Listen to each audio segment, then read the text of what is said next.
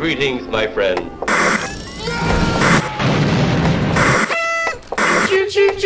Oh, hi there. My name is Prostetnik Vogon Jeffs, and in this video I'm returning to my media literacy series to talk about the 1997 Hoffman-De Niro satire, Wag the Dog.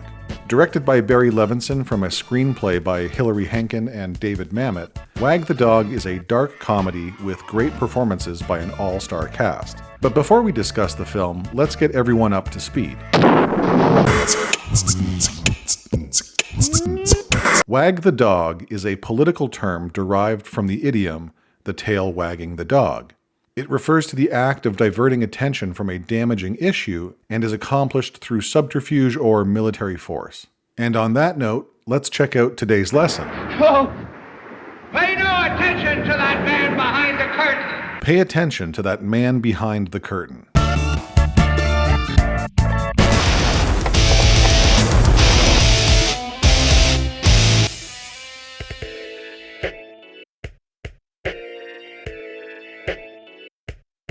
Robert De Niro is Conrad Breen. He's a spin doctor, a spokesperson employed to give a favorable interpretation of events to the media, especially on behalf of a political party. He's been brought in by Anne Heche's presidential aide, Winifred Ames, after the president was caught diddling an underage girl in the Oval Office. There was a group of Firefly girls from Santa Fe here last month. One of the girls expressed an interest in a Frederick Remington bust. The president took her into, the office behind the Oval Office for a period of 3 minutes. It couldn't have been over 3 minutes. And with an election only 2 weeks away, it's up to Breen to divert attention away from the scandal. Hey, don't you want to know if it's true? What difference does it make if it's true? It's a story and it breaks. They're going to have to run with it. So, he and Ames fly out to Los Angeles.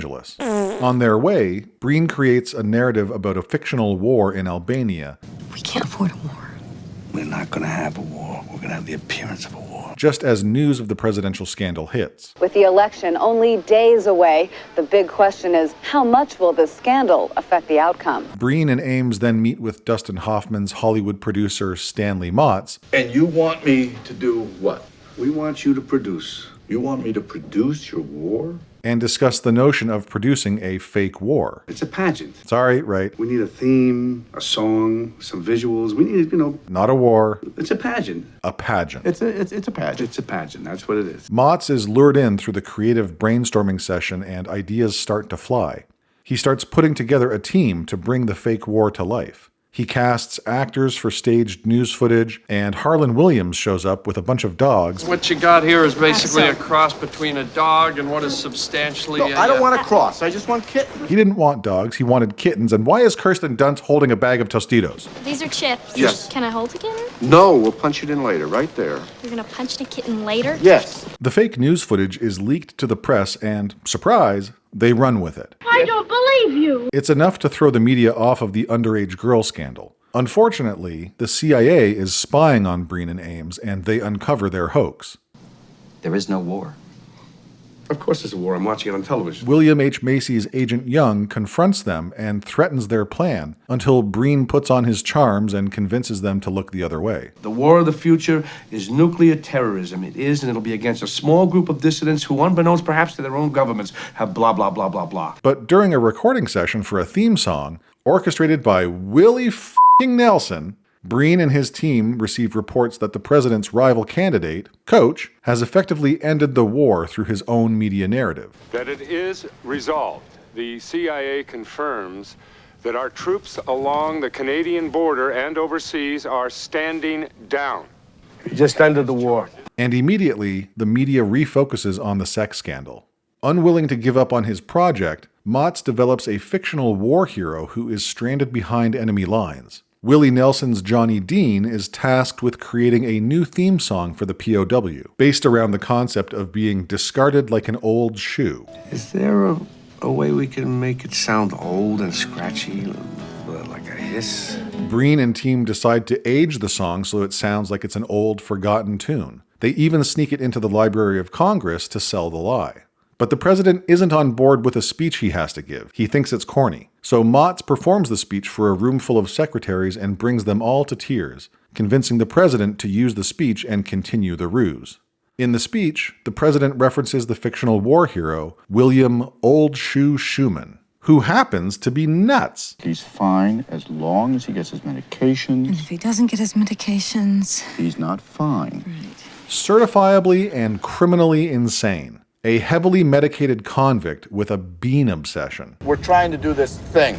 Yeah, well, as long as you get me back for the beans. For the beans, yes. And on their flight back to unveil this psychopath as a war hero, their plane hits rough weather and crashes. The foursome is rescued by an illegal immigrant farmer and dropped off at a nearby gas station, where Schumann attacks the gas station owner's daughter with his and is summarily shot like a rabid dog. Wait a minute, he's not dead.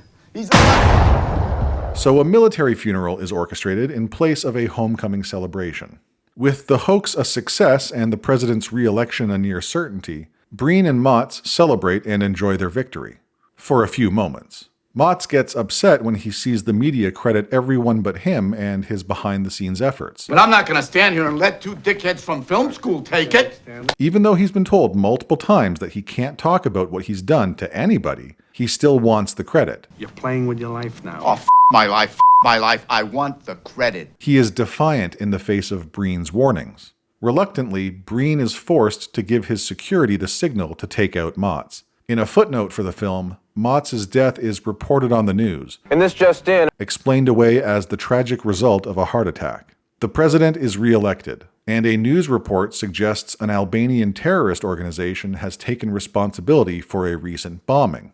Is it real, or more subterfuge? The president was unavailable for comment. The end. This raises an important question. How much of the news media we consume is real, and how much of it is fictionalized? 4, 3, 2, 1. That question alone should be enough to keep you up at night, because there's no simple answer. If you think everything you hear on the news is real, you're an idiot. Consequently, if you believe everything you hear is a lie, you are also an idiot.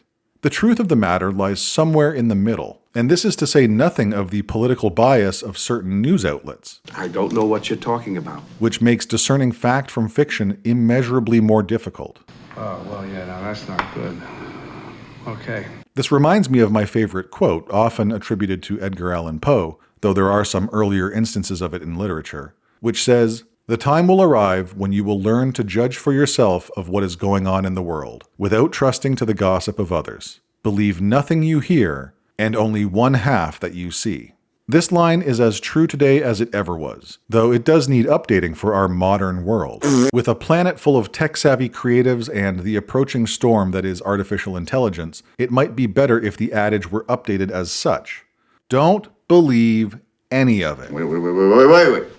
No. Now, this isn't to say that you can't believe anything. When presented with facts and logic, it makes sense to be a cautious believer. But we need to adopt an offense of skepticism. It isn't our job to believe everything by default. It's our job to be convinced by a preponderance of evidence. It's our job to hold news organizations to account. What did television ever do to you? It destroyed the electoral process. I mean, it's The Boy Who Cried Wolf in all of its moral glory. How so? For those of you who may not be familiar with the fable, it's about a shepherd boy who is constantly playing local villagers for fools by pretending a wolf is attacking the town's flock of sheep. But one day, a wolf actually attacks, and the villagers, fed up with the shepherd boy's tricks, ignore his cries for help. The sheep and the boy are eaten. Well, we are the villagers, and we've become disabused of news media's righteous posturing and half-truths. But when the fit hits the shan, somebody's going to have to stay after school. Who do you suppose that might be? And it's time to replace that shitty little shepherd before we get attacked by wolves. Wag the Dog is a great movie, and a must-watch for anyone looking for some insight into our current media hellscape. When it's cooking, it's cooking. There's so much packed into this film, I've barely scratched the surface. The performances are top-notch, the writing is fantastic, the themes are well-developed and worthy of analysis. It's just a truly enjoyable and entertaining piece of cinema that comedically exposes the intersection between politics and media. And it's well worth your time.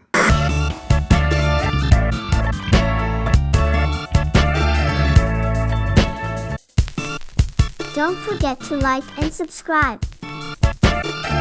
Why are they sticking with the same old garbage? Who hires these people? I mean, I feel insulted just having seen it.